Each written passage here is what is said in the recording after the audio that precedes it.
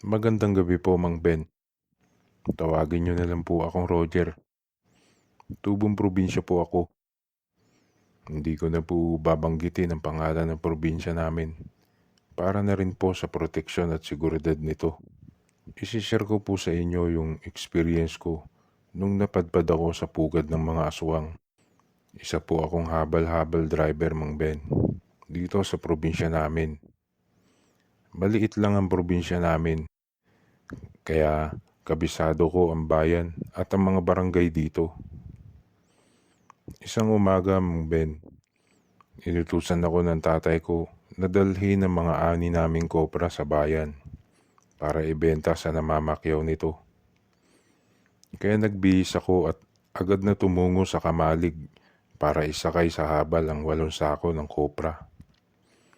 Pinagkasya ko ang 8 sako sa habal, 3 sa kanang katig at 3 rin sa kaliwa, at ang natira ang 2 sa likuran ko. Pero bago ako umalis, binilinan ako ng tatay ko na wag na raw ako maglakwatsa para hindi na daw ako abutin ng gabi sa daan. Dahil meron daw 3 habal-habal driver na napabalita ang pinatay. At ang 2 rito ang natagpuan sa gubat na marami daw kagat at kalmot sa katawan. Wala na rin daw ang mga laman loob nito. At ang isa naman ay hindi pa natatagpuan ng labi. At ayon sa mga nakakita ng katawan ng 2 driver, inatake daw ito ng mababangis na hayop o di kaya ng mga aswang. Nakaramdam ako ng takot sa sinabi ng tatay ko, kaya mabilis na akong umalis para hindi ako abutan ng gabi sa daan. Naging maayos naman ang biyahe ko. Nakarating ako ng bayan bago magtanghali. Ipinatimbang ko na agad ang sako ng mga kopra. At nung binayaran ako, naisip ko na mamili muna ng pangangailangan sa bahay. Kaya itinabi ko muna ang habal-habal ko sa isang gilid. At nung namimili na ako, hindi ko naiwasan na maaliw sa mga sari-saring paninda sa pamilihan. May mga pagkain, damit, sapatos, at marami pang iba. Kaya nag-ikot-ikot pa ako sa pamilihan. At hindi ko namalayan na maghahapon na pala. At kailangan ko nang umuwi. Pero bago ako umalis sa bayan, nagtawag muna ako ng pasahero para hindi masayang ang biyahe ko pabalik. 4 na pasahero ang naisakay ko noon. Mag-asawa at binatilyo nilang anak at isang matandang lalaki. Mahigit 1 kilometro pa lang ang natatakbo namin. Pumara na ang 3 mag-anak, kaya pinalipat ko na sa likuran ko yung matanda para balanse ang takbo ng habal. Habang binabaybay namin ang daan, tinanong ko yung matanda kung saan lugar siya bababa. Sumagot naman siya. Ituturo na lang daw niya ang direksyon pa uwi sa kanila. Sumang-ayon naman ako, Mang Ben. At ilang saglit pa, narating namin ang krus na daan at pinaliko ako ng matanda pa kanan. Doon binaybay namin ang mahaba at malubak na daan hanggang sa narating namin ang isang liblib na lugar. Yun ang unang beses kong nakapaghati doon. At ngayon ko lang nalaman na meron palang nakatirang mga tao sa ganong kaliblib na lugar. Huminto kami sa isang maliit na kubo. Napansin ko, Mang Ben, na nagbubulungan ang mga tao sa paligid habang nakatingin sila na masama sa akin. Medyo nakaramdam ako ng takot ng mga oras na yun. Inaya ako ng matanda na pumasok muna sa kubo. Habang hinihintay ko ang bayad, ayaw ko sanang pumasok pero dahil nakatitig pa rin sa akin ng masama ang mga tao sa paligid, kaya napilitan ako na pumasok muna sa kubo. Pero nagulat ako na wala sa loob ng kubo yung matanda. Kaya tumungo ako sa bintana at natanaw ko ang 3 habal-habal na nakagarahe sa likod. Kaya bigla ko naalala yung balita na sinabi sa akin ng tatay ko bago ako umalis ng bahay. At nung akma na lalabas na ako ng kubo, biglang bumungad sa harapan ko yung matandang lalaki na nanlilisik ang mga mata at nangangalit ang mga pangil at kuko nito. So sobrang takot at gulat ko, napatalon ako sa bintana at mabilis na tumakbo patungo sa habal-habal ko. Pinaandar ko agad at mabilis na umarangkada. Wala na akong pakialam kung saan direksyon ako papunta.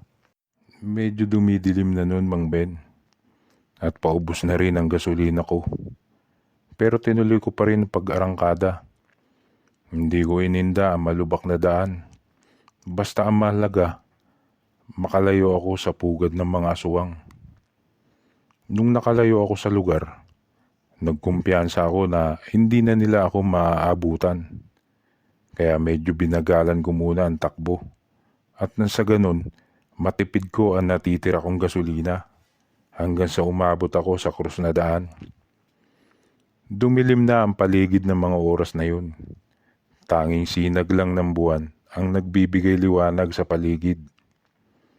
Habang binabaybay ko ang malubak na daan, nakarinig ako ng alulong ng mga aso. Kaya naalerto ako at medyo binilasan ko ang takbo ng habal-habal ko. At laking gulat ko nang napatingin ako sa side mirror. Nakita ko ang dalawang malaking itim na aso na humahabol sa likuran ko. Sa takot ko, mabilis akong umarangkada pero mabilis din ang takbo ng dalawang aso. Halos maabutan nila ako, kaya mas lalo ko pang binilisan ang takbo. Hanggang sa nagkalasog-lasog ang magkabilang katig ng habal-habal ko. Pero hindi ako huminto hanggang sa napansin ko na wala na ang dalawang aso na humahabol sa akin. Ilang saglit pa, tuluyan na rin na naubos yung natitira kong gasolina. Kaya iniwan ko muna ang habal-habal ko sa gilid ng daan. At mabilis akong tumakbo patungo sa gubat. At nung nakarating ako sa gubat, nagtago ako sa likod ng malaking puno. Buong akala ko na ligtas na ako, pero hindi pa man lumilipas ang hingal ko. Nakarinig naman ako ng huni ng isang baboy ramo. At naramdaman ko ang mga yabag nito na papalapit ito sa akin. Akma sana akong aakyat sa puno, ngunit huli na ang lahat. Nakalapit na sa akin ang baboy ramo at mabilis akong inatake nito. Bumagsak ako sa lupa at nagtamo ng malalim na sugat sa kanang binti. Gumapang ako ng dahan-dahan hanggang sa nakahagilap ako ng matulis na sanga. At sa pangalawang pag-atake sa akin ng baboy ramo, sinabayan ko ito ng pagsaksak ng matulis na sanga. At tinamaan ko ang kaliwang mata nito. Mabilis itong tumakbo papalayo, kaya nagkaroon ako ng pagkakataon na makatakas. Paika-ika man ang lakad ko, pinilit ko pa rin makalayo at makahanap ng mapagtataguan. Hanggang sa narating ko ang matalahib na parte ng gubat. Pumasok ako sa talahiban at dahil nga paika-ika ang paglalakad ko, natalisod ako at nadapa. At sa hindi sinasadyang pangyayari, nadapaan ko ang bangkay ng nawawalang habal driver. Inaagnas na ito at napakabaho na ng amoy. Halos maduwal ako sa nakita ko. Gagapang sana ako para humanap ng ibang pwesto, ngunit biglang bumulaga sa harapan ko ang isang malahalimaw na nilalang. At sa pakiwari ko, siya yung matandang lalaki na hinatid ko. Hindi na ako kumilos sa kinalalagyan ko. Niyuko ko na lang ang ulo ko at tiniis ang mabahong amoy ng bangkay. Hindi ko na alam ang gagawin ko. Naisip ko na yun na ang katapusan ko, Mang Ben. Mga ilang segundo din siyang nakatayo sa harapan ko. Ngunit parang hindi niya ako nakita o naamoy man lamang. Dahil na rin siguro sa mabahong amoy ng bangkay. Ilang saglit pa, napansin kong lumayo sa akin ng ilang metro. Hindi pa rin ako gumalaw sa ibabaw ng bangkay. dahil nakita ko na dumating din ang dalawang malaking itim na aso. At narinig ko na inuutusan ng malahalimaw na nilalang ang dalawang aso na hanapin ako at patayin. Isa raw akong banta dahil nalaman ko ang pinamumugaran nila. Maya-maya pa, umalis ang tatlo. Tumakbo sila sa magkakaibang direksyon. Agad naman akong gumapang papalayo sa bangkay. Hindi na ako tumayo dahil baka nasa paligid lang ang mga aswang at makita nila ako. Itinuloy ko na lang ang paggapang ko hanggang sa narating ko ang dulo ng talahiban. Doon na ako nakahinga ng maluwag. Nagpahinga muna ako sa ilalim ng isang puno dahil nakaramdam na ako ng pagod at panghihina.